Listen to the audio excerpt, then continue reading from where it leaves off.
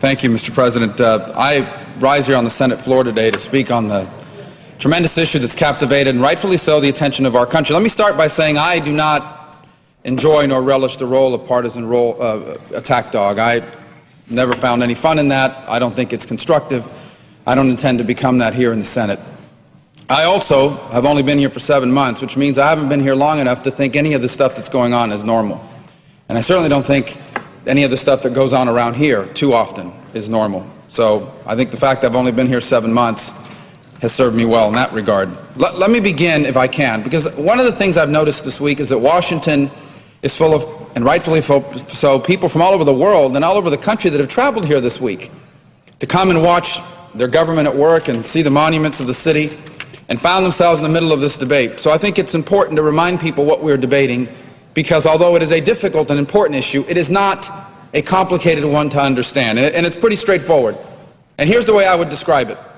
The United States of America, more or less, these are rough numbers, but they're accurate, spends about $300 billion a month. It has $180 billion a month that comes to the federal government through taxes and other sources of revenue. And that means that in order to meet its bills at the end of every month, it needs to borrow $120 billion. Now, for much of the history of this country, there have been increases in the debt limit and the ability to borrow money. But what has happened over the last few years is that it's no longer a routine vote, because the people who give us our credit rating are saying too much of the money that you spend every month is borrowed. And we want you to show us how over the next 10 years you are going to borrow less as a percentage of what you spend. And so that's why for years, where the debt limit was a routine vote, it no longer can be. It's not something that was made up in some conservative think tank, but the reality that we cannot continue to borrow 40 to 41% of every penny that the government spends has brought us to this point. So you would think that seeing that, our government and our leaders here in both parties would react to that immediately and work on it. And I've heard a lot of talk today about delaying tactics and delaying votes. I would argue to you that this issue has been delayed at least for the last 2.5 years. In the 2 years before I even came here, neither this chamber neither proposed nor passed a budget. It's a startling figure that for the last 2 years this government has operated without a budget. Order in chamber, please. Continue. So think about that. 2 years have gone by without a budget. The first 2 years that the president was the president, no budgets. Some people would say, well, you know, that's because partisanship in Washington. Well, that's not true. In the 2 years before I got here, both the House and the Senate were controlled by members of the Democratic Party, which are the president's party. In fact, in this chamber, for at least one of those 2 years, 60 votes, 60 out of the 100 members here caucused with the Democrats. And as you recall, on Christmas Eve of the year 2009, they were able to pass a health care bill that was very controversial because they had the 60 votes in the president's party. So for 2 years, no budget. In fact, you know how long it's been since this chamber has proposed a budget? Forget passed a budget. Proposed a budget? 822 days. That's a long time. A lot of things have happened in the last 822 days, but proposing a budget is not one of them out of this chamber. So then I got here, and we got here in January. 7 months have passed, still no budget. Again, not budget passed, proposed, offered. Here's our budget, still no budget. 822 days, and every single day that I've been here. Now, in the last 7 days, on this debt debate, we have finally seen a proposal from the esteemed senator from Nevada, the majority leader. You would think, has he brought it to the floor to vote? Not until last night. So, again, offered a proposal over the weekend, and still, for 6 days, we sat around, and what did we do around here? Nothing. It was never brought to a vote. You would think these issues would have been worked on in January, February, March. Nothing. This chamber has done nothing. You talk about delay tactics. They've been delaying for 2.5 years. Now, the president doesn't have the luxury of some of these things. He has to propose a budget by law, and he did. Let me tell you how ridiculous the budget was. Not a single member of this Senate voted for it, including the Democrats. It is a budget that didn't lead with a debt limit. In fact, it increased the debt. That's how absurd the budget was. Where's the president's plan? We haven't seen it. We haven't seen it. Here's the president's plan, a blank sheet of paper. He doesn't have a plan. He hasn't offered a plan. Again, if this was a Republican president, I would say the same thing. I do not understand how an issue of this magnitude, of generational importance. The President of the United States has not offered a plan. If someone has seen the President's plan, please send it to me, because no one else has seen it. It does not exist. So this has been the plan all along, by the way. The plan all along was not to take a position, to let the days count down until we got to this point with 72 hours to go, and then force a vote on something that they wanted. I believe that that has been the plan the entire time. And you can see it carrying itself out. And you want to know why people all across America get grossed out by politics? Is by watching this kind of stuff happen.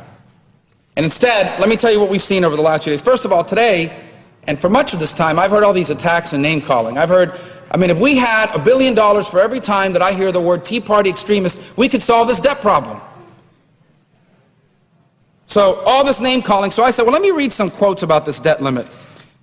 And I found some pretty extremist quotes. Here's one. Let me read you what it says. The fact that we are here today to debate raising America's debt limit is a sign of leadership's failure. America has a debt problem and a failure of leadership. Americans deserve better. I therefore intend to oppose the effort to increase America's debt limit. A quote from a Tea Party extremist, right? No. This is a quote from March 16th of 2006 from Senator Barack Obama of Illinois.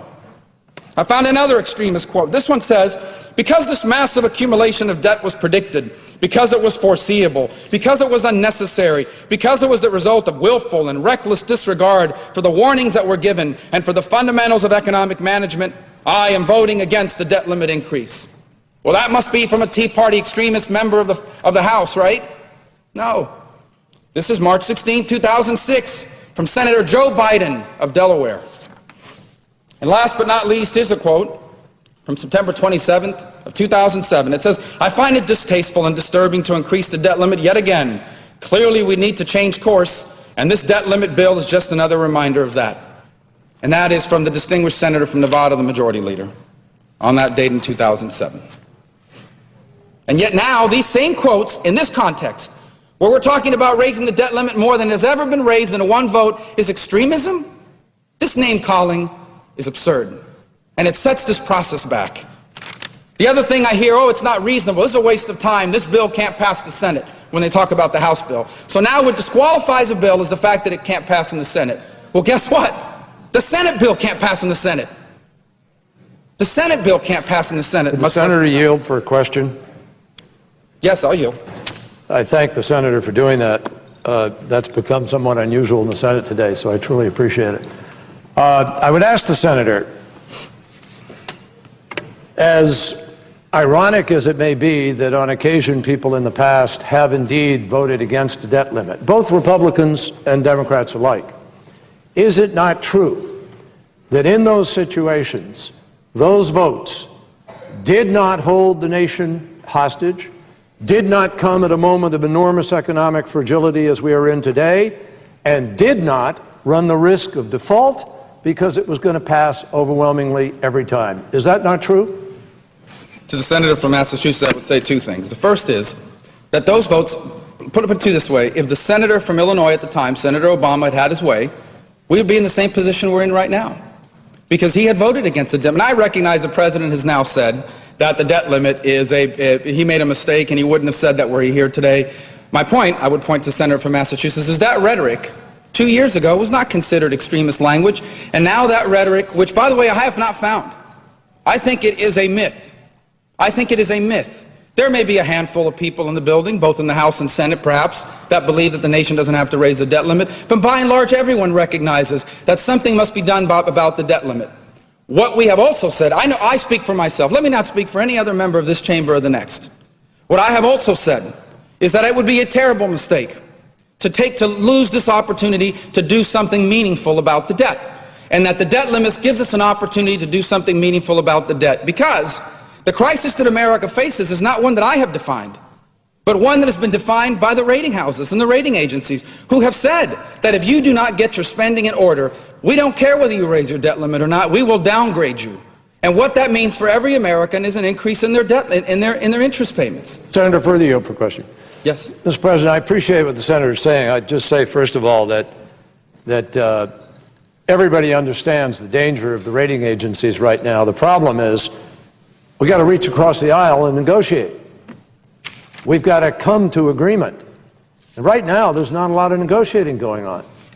I would ask the senator if he doesn't agree that there's an enormous difference between, the senator a moment ago said, if he had gotten his way. But the whole point is, everybody knew he wasn't about to get his way. That was a truly symbolic vote. Today, however, is it not true we are on the brink of a default, and the absence of negotiation or the absence of a settlement presents us with a far more serious consequence to the unwillingness to raise the debt ceiling today? To the senator from Massachusetts, I would say that it is impossible to negotiate with someone who doesn't have a plan. How do you negotiate with someone who will not offer a plan and will not put it on the table? But the finger pointing of who has a plan and who doesn't have a plan is relevant, but it's not the central issue here. I would also say that in March of this year, March 30th to be exact, of this year, I wrote an op-ed piece that ran in the Wall Street Journal, and it outlined the things that I was looking for to be a part of this debate. And I was told on March of this year that we didn't have enough time to do all those things, although later on we found that perhaps we did, this grand bargain. And I am prepared. As I stand here today, if there is a meeting going on right after this, I'd love to be a part of it. I am prepared to discuss the things that I believe we need to do, not just to raise the debt limit. Raising the debt limit is the easiest thing this country faces right now. That's one vote away. The hard thing is to show the world that we are serious about putting our spending in order so that we can show people that we're actually going to be able to pay our bills down the road. And that is a combination of things that I have outlined very clearly, not just on March of this year in the Wall Street Journal, but in repeated speeches on this floor.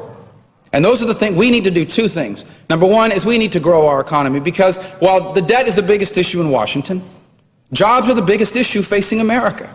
And if we could get more people back to work, we would have more people paying taxes. And if we had more people paying taxes, we'd have more revenue for government.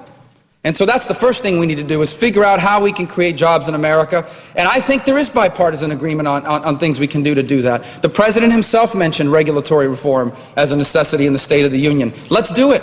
We've all talked about tax reform, flattening and simplifying our tax code. And if there are things in that tax code that do not belong there because they are the process of good lobbying instead of good policy, then let's go after those things. We've talked about that. Let's talk about those. I think we all agree that there has to be some changes in discretionary spending, but we also agree that that doesn't solve the problem. That's a small piece of our overall budget.